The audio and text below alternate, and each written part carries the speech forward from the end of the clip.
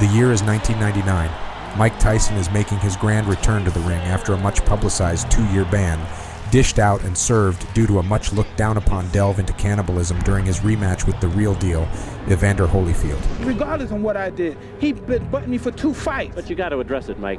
I did address it. I addressed it in the ring. His first fight since returning is looking to be against a big heavyweight who can take some punishment to determine that although Mike's schedule had slowed, his power and motivation stood as potent as ever.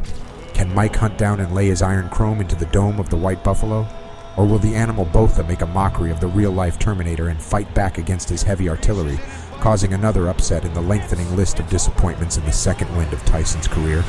Welcome back to Boxing After Dark.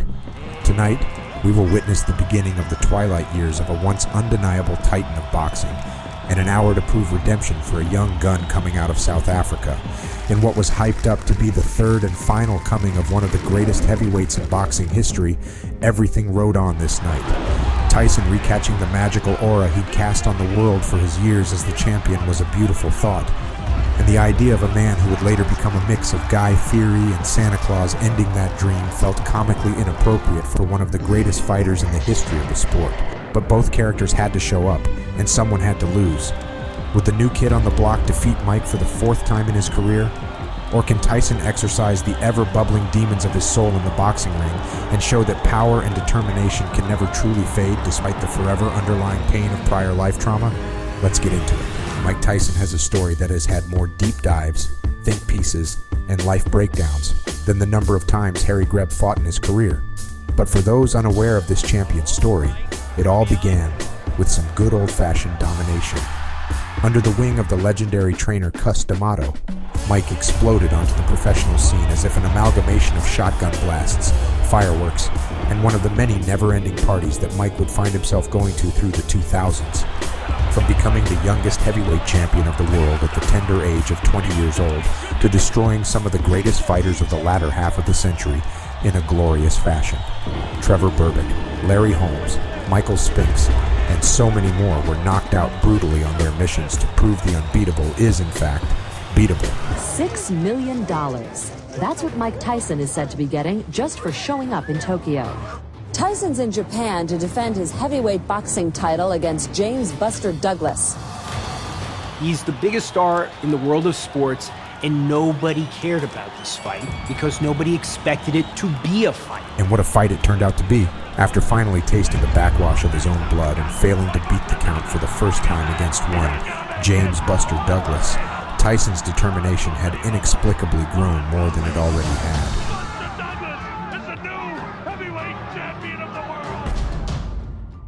But after Mike Tyson's infamous and controversial journey to the penitentiary, people feared what a wiser, older, and antagonized version of Mike could accomplish.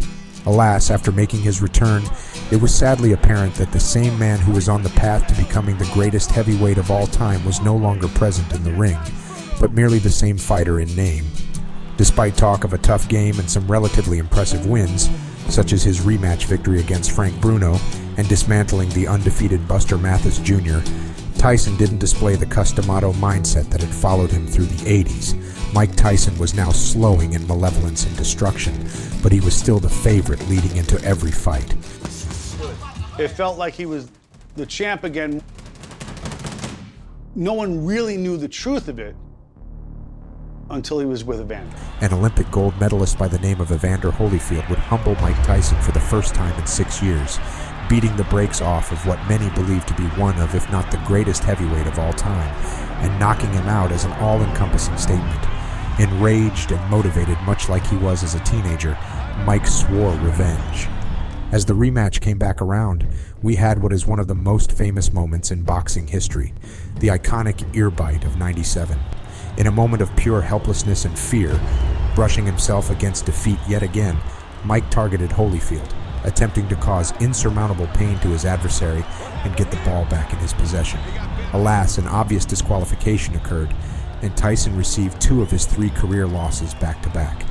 After an admittedly needed ban from the sport, Mike Tyson avoided the boxing lifestyle for a year and a half, battling his demons by attempting to escape his ever-growing addiction to the party lifestyle.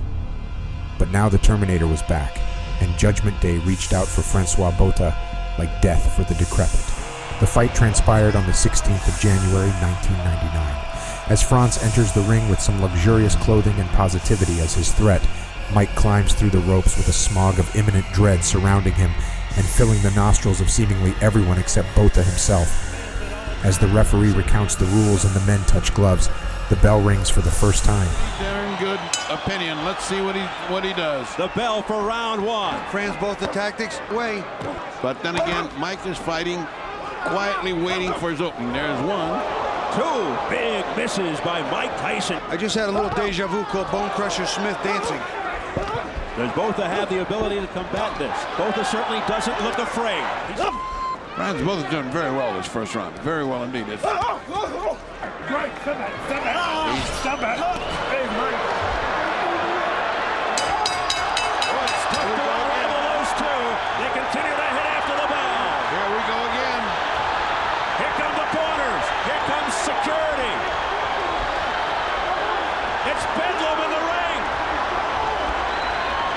Tyson looks the worst he ever has from the get-go, slow to the punch without the dazzling ferocity he used to showcase with his iconic peekaboo style. Things get heated at the round's end as Tyson refuses to let go of Botha, something he'd later admit was due to him wanting to break his arm. Chaos after the first round. Now they pick it up in round two. Tyson mad. Now he's going back to his old style. He's just coming in, and he's claiming he's being grabbed and held. Or adding pressure to his arm.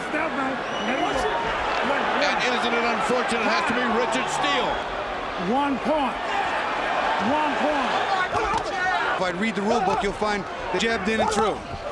Tyson sent Botha back, but it was off the shoulder. He's losing his cool.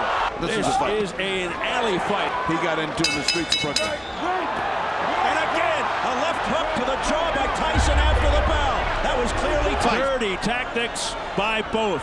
Botha can't win that one. Round three. And Botha won the first round, so this is interesting.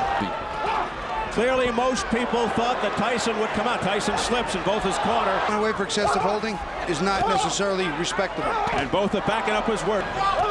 Exhausted. Be taking tolls on both fighters. Clearly not the strategy Botha said. For you.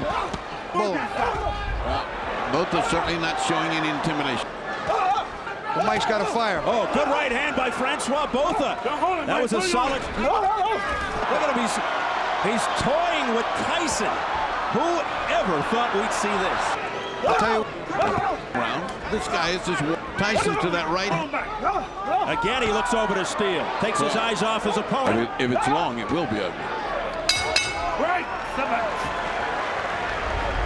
Round five.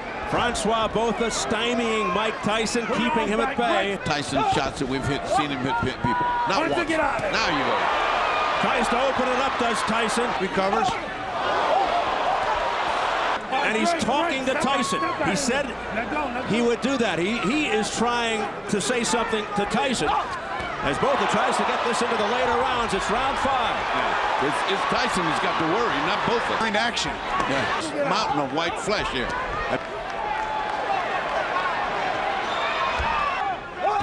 This is not even half of Tyson. Too good for Mike Tyson.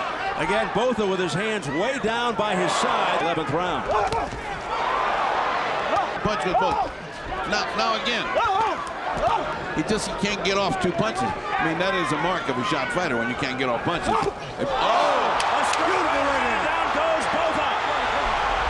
That's all it took. One shot. He may not get up. Botha stumbling around. 8, 9. Can he make it? It's over. It's over. Mike Tyson has returned. One right hand. One right hand equals neutralizes everything that was happening to him. That's what happens when you got a great puncher. With a brief glimpse of a former Titan demonstrating he still had the power to knock any foe out no matter how much his skills had slowly faded, meat was officially back on the menu, and the Tyson hype train found itself chugging along once more, albeit quieter than ever. Do you feel that Botha was trying to bait you into snap? Yeah, he was talking a lot of smack and stuff, but it's cool. He was a good fighter.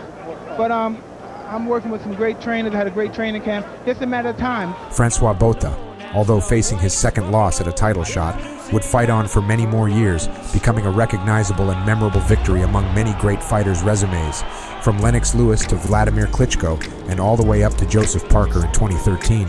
Botha was a great character for the sport and top fighters to get experience with. While many credit his knockout loss to Tyson to be what would scramble his brain and lead him to become a somewhat unremarkable fighter in the future, he never stopped trying and would give it his all in every fight he took. Botha would finally retire from boxing in 2014 with a record of 48-11, with 28 of his victories coming by way of knockout. Are we going to see you back? Oh, yeah, Buffalo come back and I come break some jaws in the celebrity thing here, man, don't worry. In the time following this event, despite Mike Tyson still having a wildly avid fan base and collection of admirers, the faith of his crew continued to gradually decline, culminating most notably in his bout with the unified and former undisputed heavyweight champion Lennox Lewis in their 2003 fight. After getting knocked out, Tyson would fight 3 more times, losing 2 of which before promptly retiring. I'm just sorry I let everybody down. I just don't have this in my heart anymore. Did you feel as though you had it coming into the fight? No, I'm just fighting to take care of my bills, basically. Although Tyson may have felt mentally defeated in such a moment as he retired from the sport, he has since gone on to preserve his spot as a legend in the community, referencing his past and reliving experiences with other legends of the ring on his podcast, and most recently being the trainer for UFC fighter Francis Ngannou for his upcoming debut fight against the lineal heavyweight champion Tyson Fury. Mike Tyson continues to be an ever-looming hero and idol for modern boxers, and his thoughts on the sport and its competitors stay respected and welcomed among boxing fans across all generations. With his dominant title reign and incredible life turnaround from growing up poor and wasting his success before looking inward and improving himself for the best, Mike Tyson is a poster child for people who want to better themselves and make something of their lives. And despite his latter years in the sport being spotty and inconsistent at best, his achievements far outweigh the blunders, and he'll forever be a champion, not just by profession, but in the hearts of the people. If you've enjoyed this video and would like to see more from us here Boxing After Dark, feel free to subscribe to the channel and don't forget to drop a like and comment. Thanks for watching.